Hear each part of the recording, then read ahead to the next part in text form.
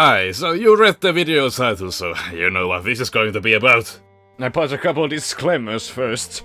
I need to constitutionalize this video now. If we were using a stewed language here, we'll only accept country flags that exist, or used to exist. So not any fictional or alternative ones are allowed. Emblems or country symbols count as long as they are in the flag. Banners are not qualified either, in case you were wondering. I don't know why would you think of that, but, well, moving on. So, what counts as a country?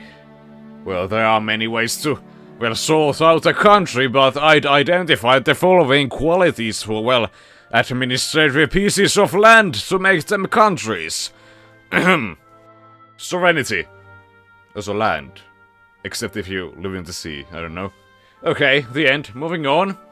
Hodger over here, for example, shall work as an example. Oh, and the map is about the country's borders, in case you are blind. Usually at the specific country's highest territorial extent, and while the flag was still being used.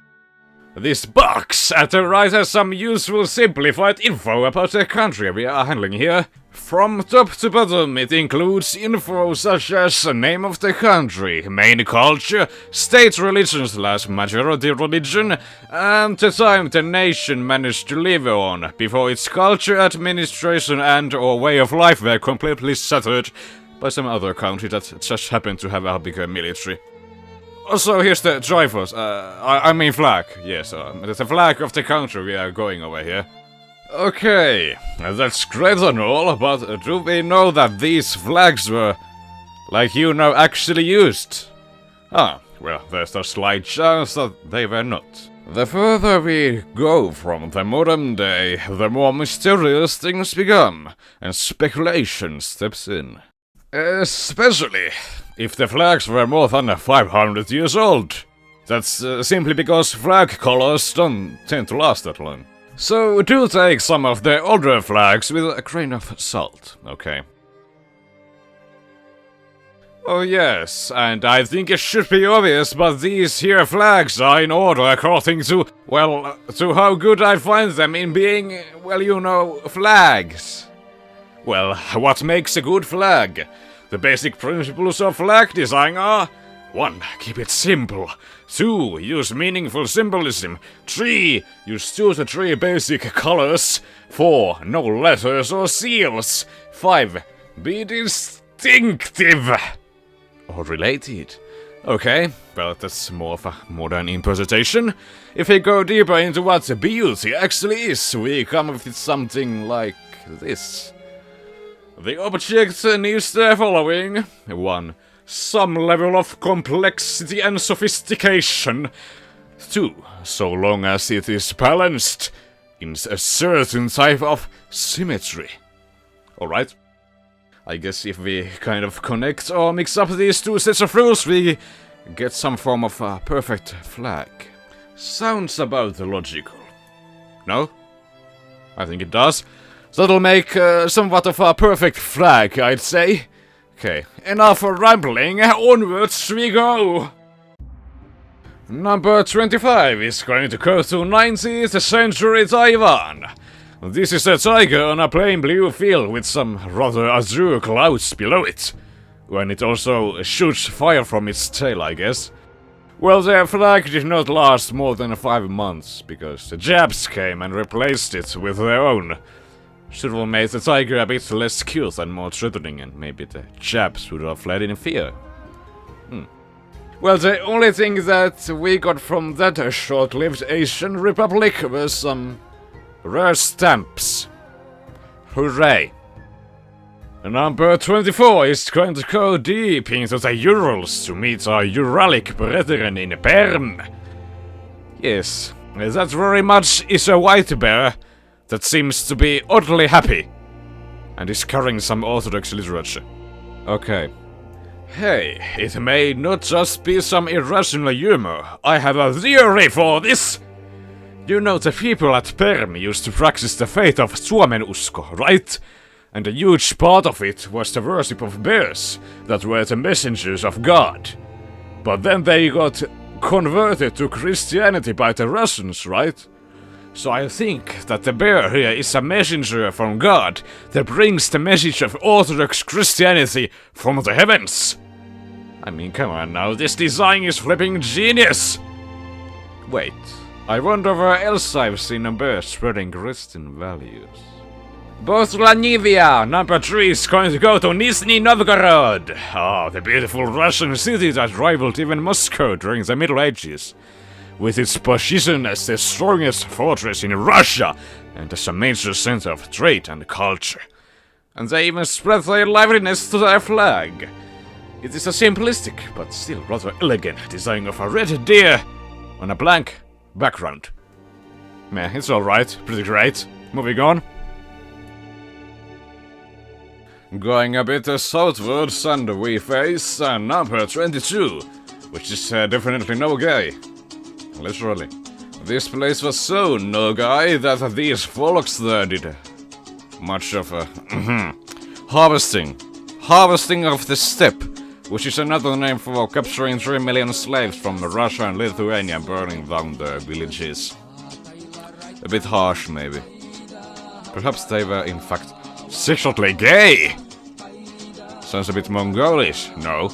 Well, that's because this was one of those cancer tumors left growing by the Mongols that survived for 300 years before being annexed by Kazakh. And after that, Russia. The flag though. Okay, I could not find any info about the symbolism yet again, so let us speculate. The background color is bright blue, that is like a traditional Turkic color. Not a big surprise for this flag. But then, to the more interesting part, that winged wolf thingy. A steppe wolf, it seems. Perhaps reflecting the Nogai lifestyle, but then they added it wings to make it like 10 times as scarier. I mean, I would not want to see a flying bloodthirsty wolf dashing towards me when walking by myself in Eastern Europe. Or then it's just something you get when a Pegasus and a wolf make babies. Or then it's just from some old folktale. Pretty hard to find out because the internet certainly is not giving me answers. Freaking homophilic Google! Yeah, nevertheless, that is a really nice design in my opinion. I also like the fancy geometric shapes they added. Coming up next, as number 21, we have something from the antique. For the first time in this list, it's Macedon! The little kingdom that came from the north of Greece that struck probably the most genius deal ever with literally every Greek city-state except of Sparta. Now, of course, well, the deal basically made all the Greek city-states vassals to Macedon. And guess what happened next? Well, King Philip got assassinated and his son, wait for it, Alexander the Great, went and flipping conquered everything from Persia. That was like 10 times more populous and large as Greece. Well, Alexander, a triumphant military commander, died heroically of fever. And the realm was split among his generals. Well, totally worth the effort. But the glorious flag, what was it like? Well, you know how all of those ancient Greek sculptures and buildings lost their paint surface and colors. Well, it turns out pieces of cloth especially are not able to stand the test of time. So sadly, their original design has been lost along these years. But some form of interpretation of the original flag is actually still in use. It was adopted during the mid-1980s as a regional flag for Greek Macedonia. But that is not a country now, is it? Well, but then the Republic of Macedonia adopted the same exact flag in 1991 after they broke away from Yugoslavia. It has the same old socialist-era red background. That is the only difference compared to the Greek Macedonian one. Well, the thing here though is that it includes the Vergina sun, straight from the antique. Vergina's sun, or Iliostis Verginas, also known as the Macedonian star, is a red solar symbol appearing in ancient Greek art of Alexander's time between the 6th and 2nd centuries BCE. The Vergina sun proper has 16 triangular rays, while comparable symbols of the same period variously have 16, 12 or 8 rays.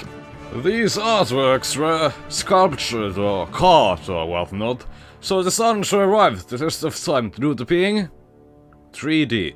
You artists better start sculpting if you want your artworks to survive 1,000 years.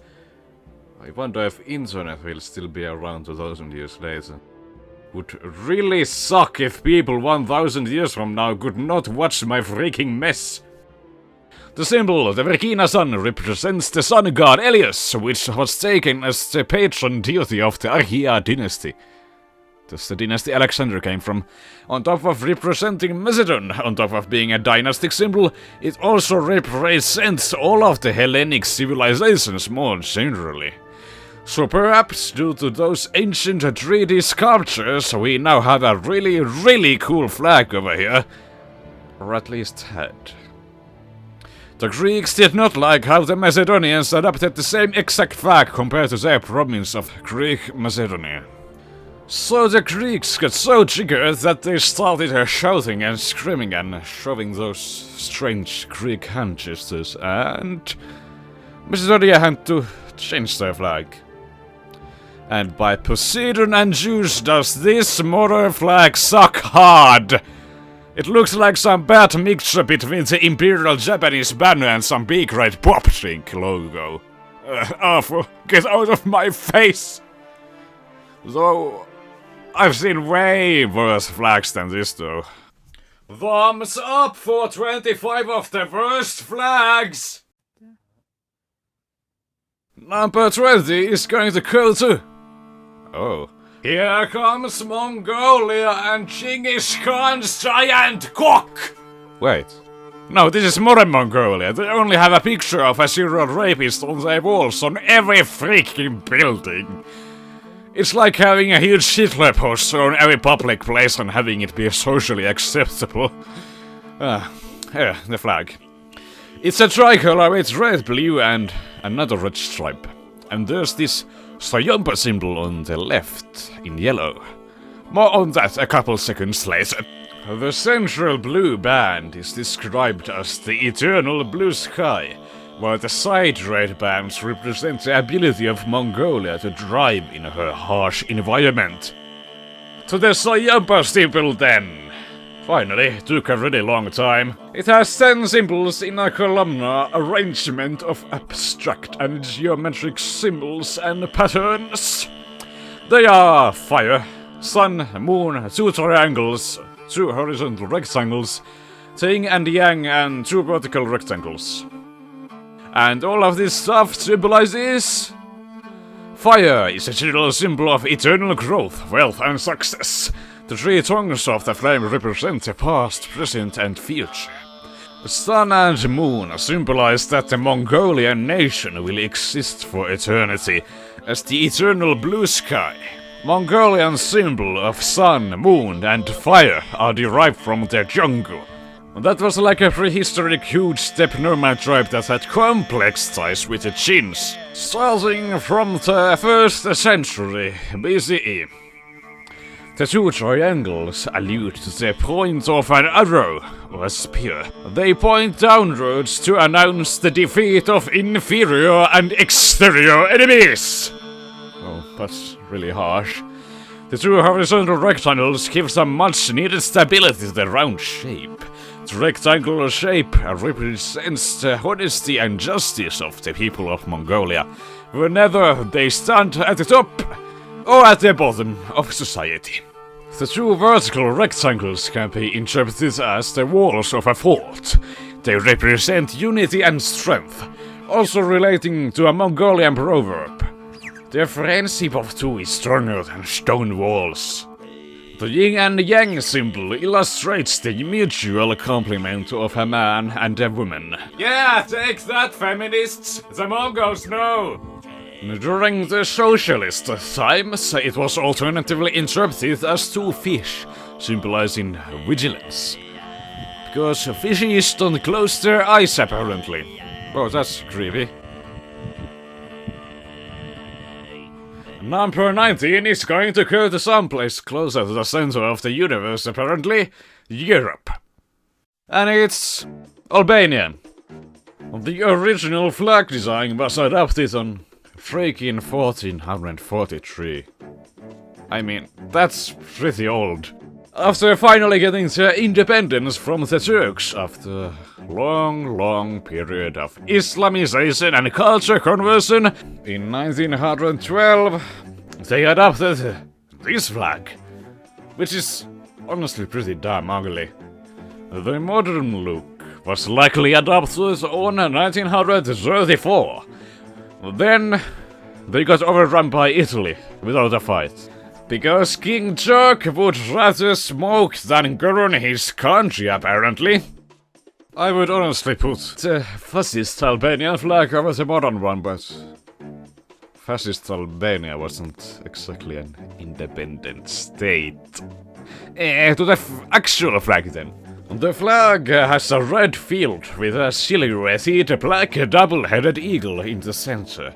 The red stands for bravery, strength, and valor, while the double-headed eagle represents the sovereign state of Albania. Number 18 is going to go to another modern double-headed eagle, because eagles are cool, but with two heads they are twice as cool. The colors are rather spot on this one, a red field with the golden edges all around, and then the coat of arms at the middle. The two-headed eagle is a symbol of Byzantine and ultimately of Hittite origin. It symbolizes dual authority, such as that over the church and state. The final design was adopted in the 19th century due to Montenegro having close dynastic ties with the Russian Empire. Yes. It is very well heavily inspired by Russia's double-headed eagle, as you might have been thinking. The lion pageant on the Inoushutchion is a sign of episcopal authority. It might have been inspired by a metaphor, the Lion of Judah. It also shares some similarities to the motif present in the arms of Venice, which in fact owned the province of Cesar for quite some time during the Middle Ages. The lion became a symbol of the monarchs of Montenegro starting from 1851. Then, when it was adopted as the national flag in 2004, it caused a backlash. Why would we use an emblem of a king? However, later on the solution became extremely popular, and the eagle can now not only be seen in governmental buildings and schools, but in restaurants and private houses as well. Montenegro still seems to be keeping quite close ties with the Russians, it seems. I've been there, and I can firmly say that that place was full of Russian tourists. Well, overall, that's a really nice flag they got there, with a long history as well. Definitely deserves a spot on the list. Number 17 is going to go to the Empire of Brazil. The original flag design was designed by Jean-Baptiste Dupont, a French painter who is well known from painting everything Brazilian. The original use was as a royal standard for the Prince Royal of the United Kingdom of Portugal, Brazil, and the Algarves. Everyone's favorite, Pedro I. Well, then Napoleon took over Portugal, so Pedro decided to declare Brazil independent. And with the coronation of Pedro as Emperor of Brazil, the royal standard was modified to become the flag of the Empire of Brazil. The flag features the imperial coat of arms with a golden rhombus on a green field. The green and yellow colors represent the dynastic houses of Pedro I and his consort much-loved Maria Leopoldina of Austria.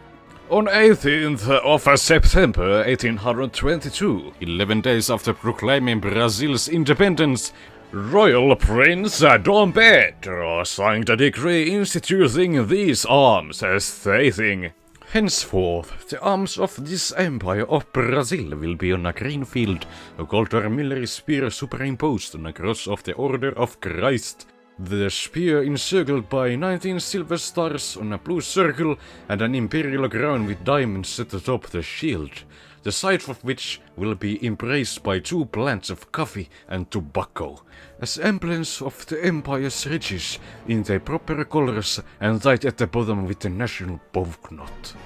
The number of stars in the coat of arms reflected the number of provinces in the Brazilian Empire. Because of some territorial changes, 1 extra star was added to the imperial arms to conform to the new territorial organization of the country in 870. The crown design had changed as well. Twice in fact. They had to change it every time they felt like choosing a new crown to add to the emperor's head. Alright, you wanna see what the flag of the United States of Brazil looked like after the emperor was overthrown? Wow! How original! And number 16 takes us to the heart of Catholicism, the Vatican. The symbol of the flag has stayed quite the same along all of these years. But the background of the flag of the Papal States has changed a lot during the years, from yellow and red to white to yellow and white. Some of them had the symbols, some of them did not. But in my opinion, the modern equivalent of the Papal States, Vatican, tops all of the previous ones. The flag of the Holy See consists of 2 vertical bands, one of gold or yellow and one of white, with the crushed keys of Saint Peter which are connected with a red cord, and the papal tiara on top of the keys centered in the white band. The crushed keys consist of a golden and a silver key, in which the silver key is placed in the dexter position. And on top of this, they made the flag square, so it's similar to their historical best friends at Switzerland. Aww. The 2 keys represent the keys of heaven given by Jesus to Saint Peter. As such, the popes are regarded as the successors of Saint Peter. And the gold and silver keys have been significant elements in the symbolism of the Holy See since the 13th century. The gold represents spiritual power, while the silver represents worldly power. The yellow and white of the flag also refer to the keys, the yellow to the gold and the white to the silver. Truly a great flag to what it symbolizes. Number 15, right at the neighbor, is a well-deserved place for Pisa. Pisa is known from being an early Renaissance powerhouse along the 4 imperialist republics of the Mediterranean, along Genoa, Venice and Amalfi. Also, there's a fancy tower if you're into that. Okay, cool, to the flag then! The symbol of the cross was granted to Pisans by Pope Benedict VII to fight the Muslim invaders in Sardinia in 1017. And technically the Pisan cross consists of keys, or paws, and 3 spears on every arm. Could not find any specific reasons for the symbolism of the cross, but is generally thought to represent Christ and his 12 apostles. Before the cross was added, it only had the Roman red background. But now, with the cross, it's a true pleasure to the eye. Number 14 is going to go to Kyrgyzstan. The country everyone is very familiar with. The flag of Kyrgyzstan consists of a red field charged with a yellow sound that contains a depiction of a yurt. That is a traditional Kyrgyz tent. You should have known that. Well, actually, it's a depiction of the first thing one sees when waking up in a yurt. The construction of the pinnacle of every yurt with 3 crisscrossing laths across the circular opening at the top of the yurt. The red color in the background is identical to the red used in the Soviet-era flag. In case you were wondering about that, but I don't know why would you be thinking of that, but now you know. Well, overall, that is a very nice design they got there with a very original and heartwarming idea behind it. Though the design reminds me of something.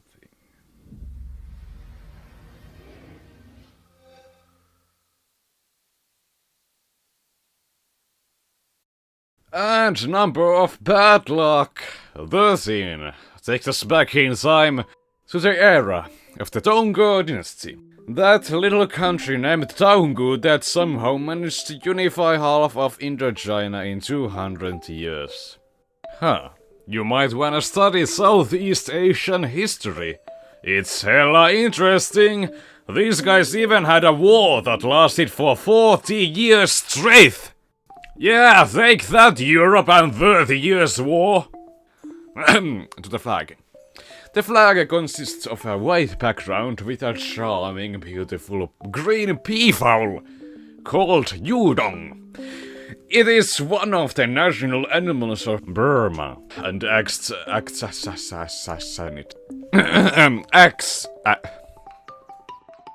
just acts with an S behind it. Acts as an important national symbol to this day.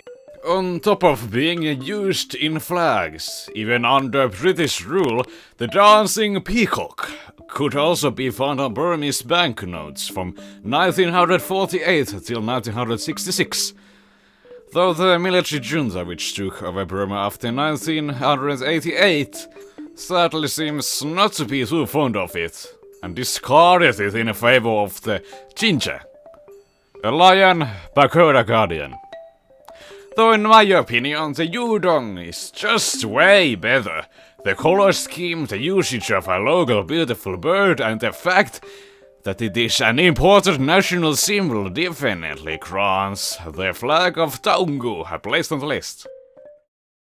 And number 12 takes us to Kazakhstan. The flag has a golden sun with 32 rays above a soaring golden local steppe eagle, both centered on a sky blue background. The hoist side displays a national ornamental pattern, Koshkarmuir, the horns of the ram, in gold. The colors, by the way, are directly taken from the Soviet-era flag, minus the red. The blue color is of religious importance to the Turkic peoples of the country, and so symbolizes cultural and ethnic unity. It also represents the endless sky as well as water. The sun, a source of life and energy, exemplifies wealth and plenitude. The sun's rays are shaped like grain, which is the basis of abundance and prosperity of the Kazakhs. The steppe eagle has appeared on the flags of Kazakh tribes for hundreds of years and represents freedom, power, and a flight to the future. Well, overall, this flag represents the nation pretty much perfectly, on top of looking just glorious. The sun shines almost like it's shading the steppe eagle gold. Just beautiful. Number 11 takes us to the Kingdom of Afghanistan, the country that one does not simply conquer. The flag of Afghanistan has quite an interesting development. First, there were no flag.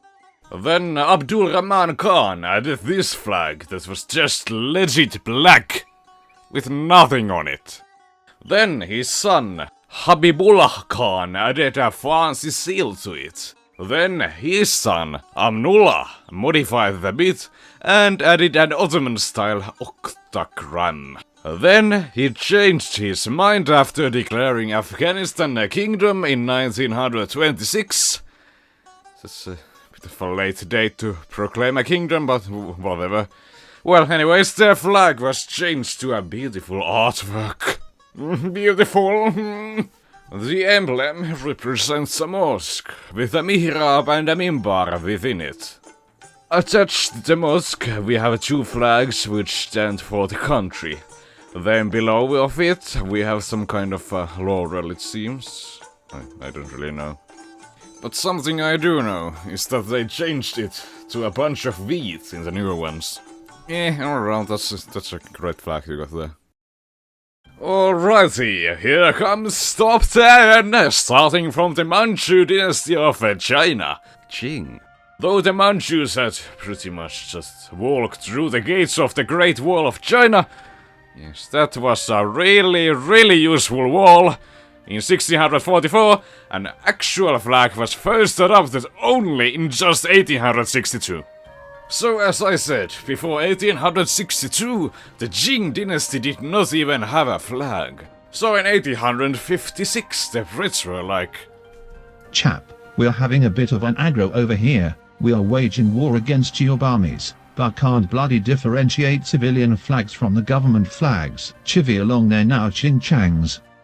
So, in 1862, Yi Qing, Prince Gong, urged Zheng Guofen to create a governmental flag for Qing. He suggested to use a yellow dragon flag, which was also used as one of the 8 Manchu banners. After some consideration, Zheng Guofen concluded that adopting a straight copy of a Manchu flag would anger the population, so he cut off one corner and made some small modifications, and voila, a triangular flag for Qing was born.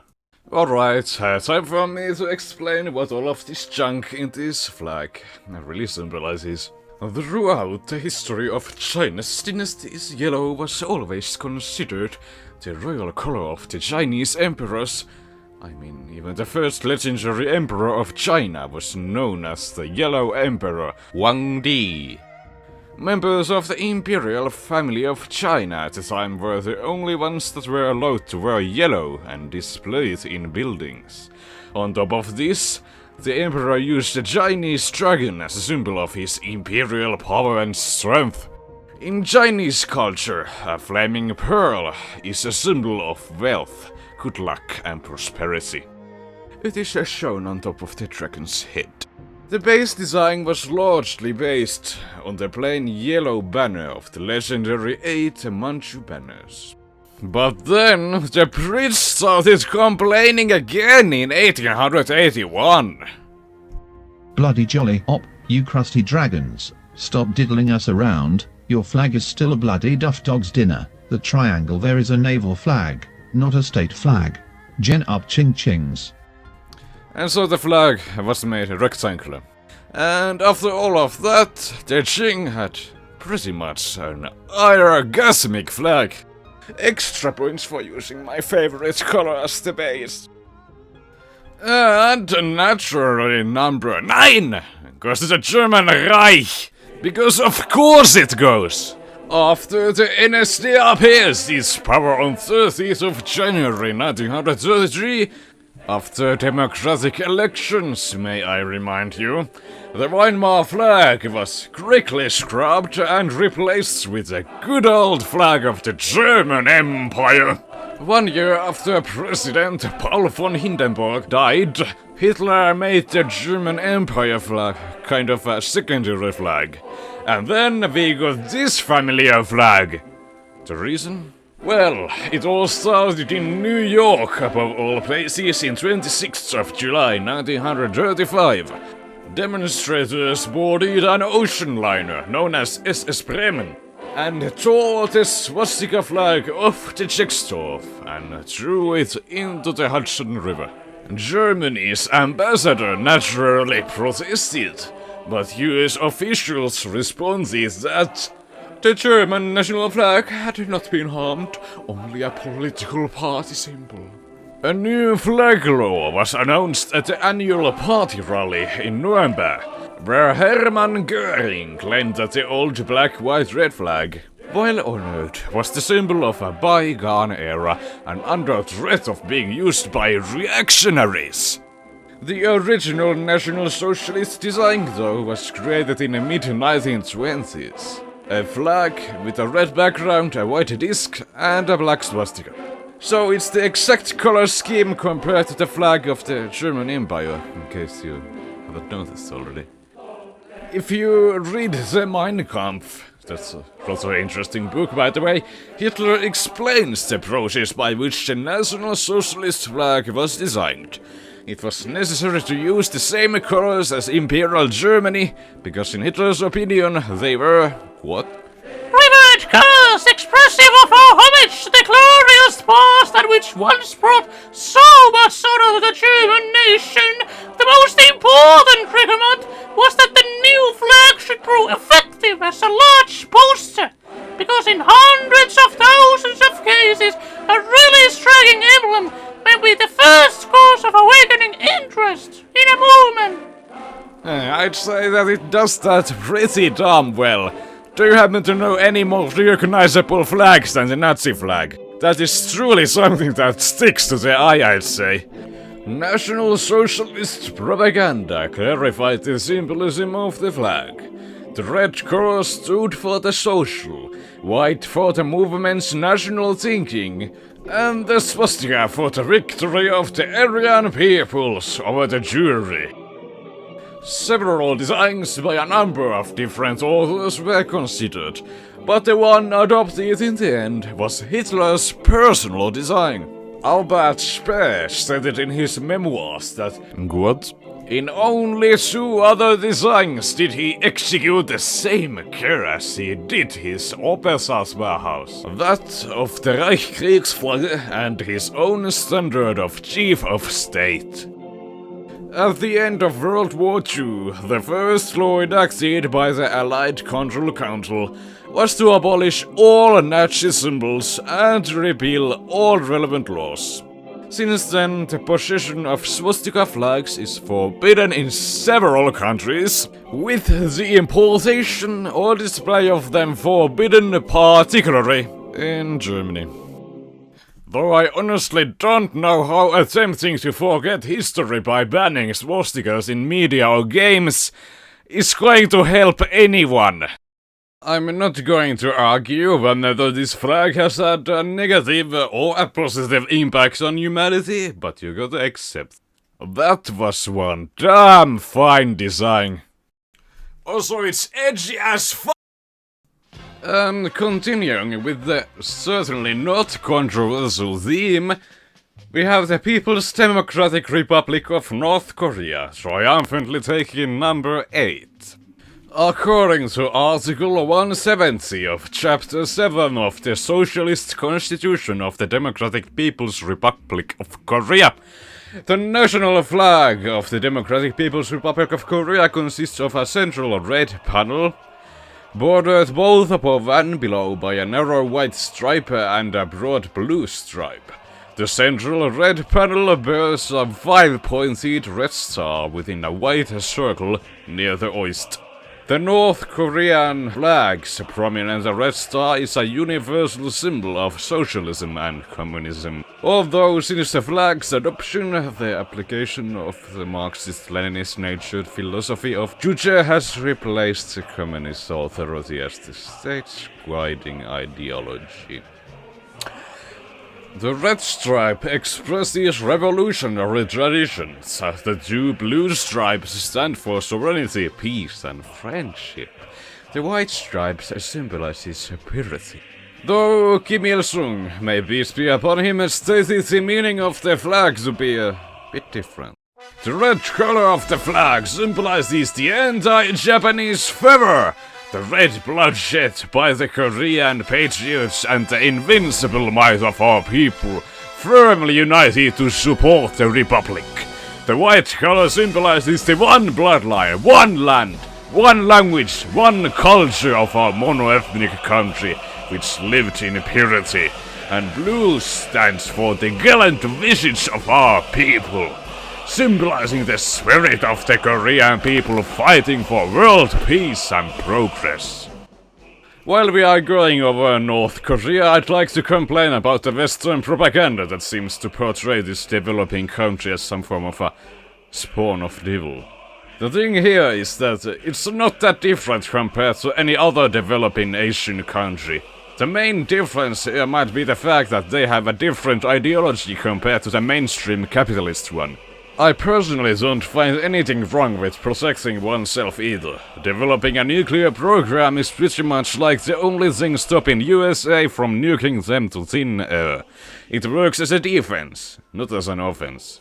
Why would they ever use nukes in USA, for example, first? The Koreans are not brain dead.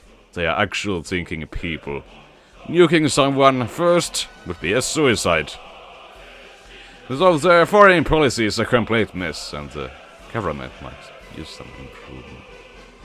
But one thing that is definitely not North Korea's fault really bothers me. Does embargoing North Korea make the country less of a developing country, with a countryside full of starving people? Does causing a country be unable to trade improve the situation with poverty? North Korean administration is certainly not going to back down. What USA does instead is starving a bunch of innocent people. And USA dares to keep on complaining how North Korea starves their people, when they are in fact the #1 benefactor to it. USA, the good guy on modern world stage? Yeah, right, totally. Even Russia gives out more humanitarian aid. USA instead runs after money and prospers from the plight of others. Simply incredible. North Korea is most definitely one of the most misrepresented countries I've ever heard of. I could spend hours debunking all of the propaganda that is floating around this country, even though I do realize that North Korea has quite their propaganda program as well, but that's part of the ideology. But I'd rather focus on flags for now. Oh yes, the flag. Symmetric, symbolic, nice color scheme and not too complicated. Also looks absolutely glorious vertically. Approval from me. North Korea is my favorite band as well, by the way. Right after ISIS. Continuing with the theme of the most evil and infamous countries in history, we have Canada. With the famous maple leaf. Oh, it has been in use since the 18th century. It was a bit different compared to the current design, but a maple leaf nevertheless. It was used in coins, regimental symbols and all the way to military graves. But it has not been used as a flag until recently. By the 1960s, a debate for an official Canadian flag intensified and became a subject of controversy, culminating in the Great Flag Debate of 1964. It all starts with a fellow named Lester B. Pearson. He had been a significant broker during the Israeli, UK and French imperialist war against Egypt, known as the Suez Crisis in 1956, for which he was awarded the Nobel Peace Prize. During the crisis, a person was disturbed when the Egyptian government objected against Canadian peacekeeping forces, because the old Canadian flag had the Union Jack on the top left corner. They thought that the Canadians were on the British side, because the flag had the Union Jack on it. So, a person returned home and decided to adopt an official new Canadian flag through a parliamentary debate. Person's goal was for the Canadian flag to be distinctive and unmistakably Canadian. The main opponent to Person's flag changing was the leader of the opposition and former Prime Minister John Diefenbaker, who eventually made the whole issue into a personal crusade. Okay, after years of the bureaucratic hellhole known as the Canadian Constitution, it was Dr. Stanley's, then Royal Military College of Canada's Dean of Arts, idea, though heavily inspired by the flag of the Royal Military College of Canada, that the new flag should be red and white, and that it should feature a single maple leaf. Stanley and Madison collaborated on a design that was ultimately, after 6 months of debate and 308 speeches, passed on by majority vote in the House of Commons on 15th of December 1964. Just after this, at 2 AM, Madison wrote to Stanley, "Your proposed flag has just now been approved by the Commons, 163 to 78. Congratulations. I believe it is an excellent flag that will serve Canada well." The Senate added its approval 2 days later. The maple leaf flag was made horizontally symmetric and therefore the obverse and reverse sides appear identical. The width of the maple leaf is twice the height. The white field at the middle is known as Canadian Pale. Each bordering red field is exactly half its size and it bears a beautifully stylized red maple leaf at its center. The flag was finally integrated on 15th of February 1965 at an official ceremony held on Parliament Hill in Ottawa. In the presence of Governor General Major General George Vanier, the Prime Minister, other members of the Cabinet, and Canadian parliamentarians. The red ensign was lowered at the stroke of noon, and the new maple leaf flag was raised. The crowd sang, "O Canada," followed by "God Save the Queen." Of the flag, Vanier said, "It will symbolize to each of us and to the world the unity of purpose and high resolve to which destiny beckons us." Yes, there was still opposition to the change though. Stanley had gotten death threats, and though that his life was threatened. In spite of this, Stanley still went and attended the flag raising ceremony. And he did not get killed. Right. And the result? Welcome to spot 11. No, that's not 11, that's 7. Maple Leaf, a well-deserved place for a well-symmetrized, rememberable design. A glass of champagne for number 6. It's the historical Duchy of France, Champagne. On top of being known from something rather obvious, it was also known from hosting one of the largest medieval fairs in all of Western Europe during the High Middle Ages. It also gave birth to chivalric romance. One fond example of such would be Chrétien de Troyes, King Arthur and the Knights of the Round Table. The flag consists of an azure field with 2 potencies, symbolizing the 13 châtellenies which constituted the county of Champagne. Oh, and there's this white band at the middle as well. I don't know what that is supposed to represent, but it very much fits the style and grants the flag of Champagne a spot on the list as number 6. And the Islamic Republic of Iran is here to start the top 5. This flag was adopted after the Iranian Revolution of 1979, in which Ruhollah Khomeini, a Shiite leader, overthrew the westernized Shahanshah, Mohammad Reza Pahlavi. Cool, now let's break this flag apart. If you wanted a really basic interpretation, it's just basically the old flag of Iran, except Islamized. That's really cool idea. Now, let's get deeper into it.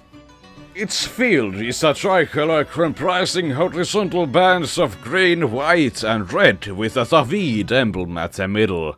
The Parliament, per the 1980 Constitution, changed the flag and seal of state insofar as the lion and sun were replaced by the red emblem in the center of the flag. Designed by Hamidi Nadimi and officially approved by Parliament and Grand Ayatollah Khomeini himself of 9th of May 1918. This emblem is a highly stylized composite of various Islamic elements. It contains the word Allah and overlapping parts of the phrase Ashhadu an la ilaha Muhammad sunna Rasulullah, which translates to "There is no God except Allah." And these are all beautifully folded into a monogram in the form of a tulip. The tulip shape itself symbolizes those who have died for Iran and the values of patriotism and self-sacrifice, building on a legend that red tulips grow from the shed blood of martyrs. The Kufic script is present in the flag as well. The phrase Allahu Akbar is repeated in the flag in white 11 times. Note the colors. They are basically exactly the same as in the previous lion flag that was used from 1907 to 1979. Green stands for growth, happiness, unity, nature, vitality and the Persian language. White stands for freedom, because white is blank and is free to hold anything on it. Red stands for martyrdom. It symbolizes bravery, fire, life, love, warmth and sophistication. Well, overall, that's a pretty good job at reflecting the state of the country in a flag. Plus, it's different from your everyday tricolor, which I'm very fond of. Because normal tricolors suck! Come on now, they're so bland and boring.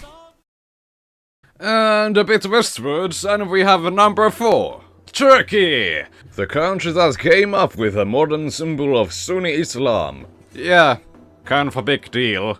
Though the first star and crescent design appeared on Ottoman flags in the late 18th century, we got the familiar white star and crescent on red after the Danjimad reforms of 1844, though it was proportion-wise rather different to the modern flag. Though, there's a legend behind it as well. The Ottomans sometimes referred the flag to a legendary dream of the eponymous founder of the Ottoman dynasty, Osman I, in which he is reported to have seen a moon rising from the breast of a Qadi. That's a Sharia court judge, whose daughter he sought to marry. When full, it descended into his own breast. Am I running a... what a dream here?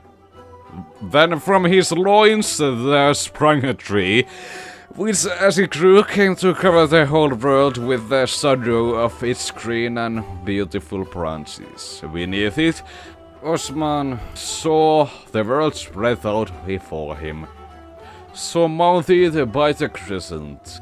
Though another legend is a bit more recognized. According to it, the Turks fought a legendary bloody battle. It was so bloody that a shallow lake of blood was formed. Survivors of the battle saw that the moon and the stars shined over all of the blood. And so the red on the flag is the blood of martyrs. Okay, that's more than epic and beautiful. Both the legend, symbolism... No, not the Osman legend, that's awful. No.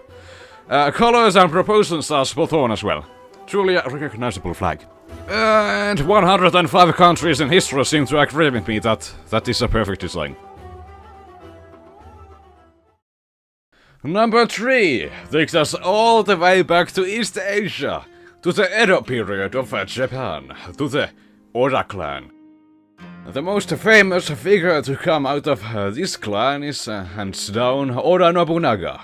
He almost managed to unify Japan and is so considered as one of the 3 unifiers of Japan. Right, to the flag then.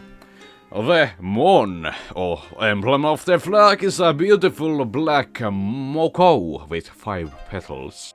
A common background color does not exist, so it's usually left blank, though dark red is one alternative as well. Okay, so what's that flower in the flag? Well, I honestly don't know, but I have a pretty generalized guess that it's sakura or cherry blossom. Cherry blossoms reflect the shortness of life and human existence in Japanese culture. That would at least seem more of a legit flower for a samurai flag. Or maybe it's just some other flower I don't freaking know of, but... I don't know, ask some weeb or something, I don't know. Well, whatever the flower might be, it sure looks pretty great. It's astonishingly beautiful. It has all the symmetry and proportions and, well, not rather spot on, I'd say. Number 2 takes us a bit westwards to a long-gone Chinese little country of Qi. Though Qi gained independence in 1479, its time to shine was in fact in ancient China, where it had its capital in Yunqiu. It was a major hub for culture, and one of her first markers was Zhang Jia, minister of King Wen, and a legendary figure in Chinese culture. Even Confucius himself fell in love with the perfection of Xia music during his visit to Qi. Though, sadly, Qi got annexed during Jin's unification of China, and the 9 cultures of China just mixed into a huge freaking mess. Alright, to the flag then.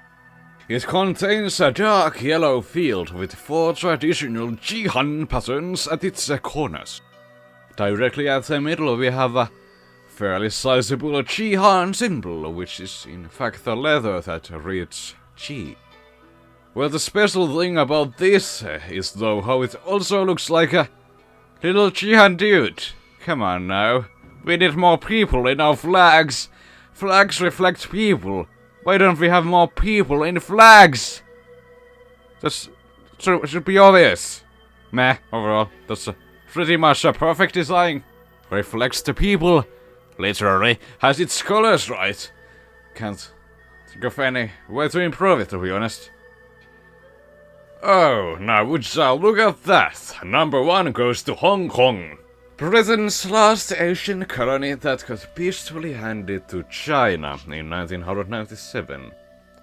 Well, technically speaking, Britain still has colonies in Asia, but they are technically so insignificant that they are called overseas territories. Well, anyhow, the Chinese promised Hong Kong a special administrative status with plenty of autonomy due to Britain's request. Well, as it happens, socialist China is good at backstabbing everyone and everything, and that's what they did to Hong Kong, and attempted to decrease its autonomy. But thankfully the Hong Kongese took it to the streets in 2014 in form of an umbrella protest, and the reforms were never carried out. That is most definitely a good thing, especially because it has the most magnificent flag in the modern world. If not in history, I'd say. Well, technically speaking, we are living in the information era at the moment, but you get the point. The flag's full name is...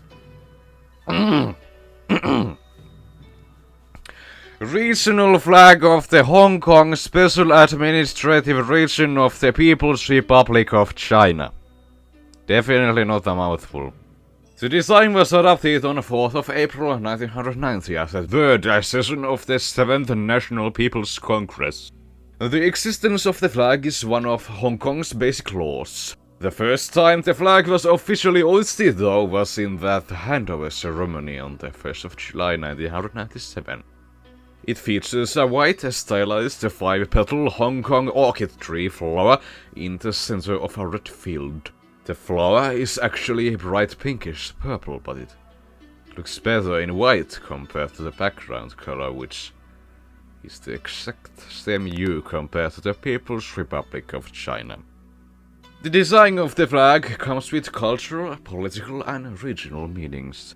On top of reflecting ties to the People's Republic of China, the red color is also a color of Chinese festivals, conveying a sense of celebration and nationalism. The position of red and white on the flag symbolizes the one country, two systems principle applied to the region. The local Bauhinia blaugiana flower is meant to serve as a harmonizing symbol for the dichotomy.